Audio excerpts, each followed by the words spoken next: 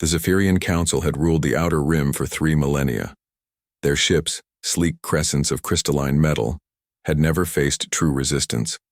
Species after species had bent the knee, offering tribute in exchange for the privilege of continued existence. The formula was simple, elegant, and absolute. So when their scouts detected the third planet of an unremarkable yellow star, a world teeming with a bipedal species called humans, the Council expected nothing more than another routine subjugation. High Counselor Vextar reviewed the transmission one final time before dispatching it across the void. The message was standard, translated into the primitive electromagnetic signals these humans seemed to favor. Surrender 20% of their planetary resources annually, submit to Zephyrian oversight, and enjoy the protection of the galaxy's supreme civilization. Failure to comply would result in orbital bombardment and systematic harvesting of their world. The response arrived 3 solar cycles later. "This is Admiral Sarah Chen of the United Earth Defense Force." The transmission began. The alien's face displayed on the holographic projector with unsettling clarity. Her expression was calm, almost bored. "Your demand for tribute has been reviewed and rejected. We suggest you reconsider your approach to diplomacy." Vextar's mandibles clicked in amusement. These creatures possessed admirable defiance, if not wisdom. He authorized the deployment of a standard subjugation fleet, 50 vessels, more than sufficient to reduce any rebellious world to compliance. The fleet arrived at Earth's solar system expecting to find cowering prey.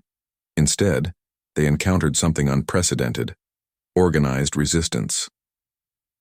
Captain Kreeth watched his tactical display in growing confusion as the human ships emerged from behind their system's outer planets. The vessels were crude by Zephyrian standards, angular, utilitarian, bristling with what appeared to be primitive kinetic weapons.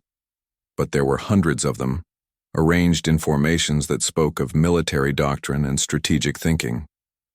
"They're actually going to fight," his tactical officer reported, disbelief evident in her synthesized voice. The first exchange of fire shattered 3,000 years of Zephyrian assumptions about warfare. Human weapons were indeed primitive, projectile launchers firing dense tungsten rods at relativistic speeds. By Zephyrian standards, such technology was laughably outdated. Their energy shields could deflect plasma streams hot enough to melt mountains. Surely these simple kinetic rounds would pose no threat. The first human salvo punched through the lead ship's shields as if they weren't there, the tungsten rods transferring their massive kinetic energy directly into the crystalline hull. The vessel shuddered, then broke apart in a cascade of brilliant fragments. Kreeth stared at his displays in shock. Their shields were designed to disperse energy, not absorb the raw momentum of solid matter, traveling at significant fractions of light speed. The humans had identified a fundamental weakness in Zephyrian defensive technology and built their entire arsenal around exploiting it. "Evasive maneuvers," he commanded. But the human ships were already adjusting their targeting, their crude computers calculating firing solutions with brutal efficiency. The battle that followed would be studied in military academies across the galaxy for generations to come. The Zephyrians possessed superior technology, faster ships, and more destructive weapons. But the humans fought with a coordinated ferocity that transcended mere tactics. Admiral Chen coordinated the engagement from her flagship, the UES Defiance, watching as human vessels threw themselves into harm's way to protect damaged allies. When the destroyer Edinburgh lost main power, 3 frigates immediately moved to screen her retreat, their crews knowing they were painting targets on themselves.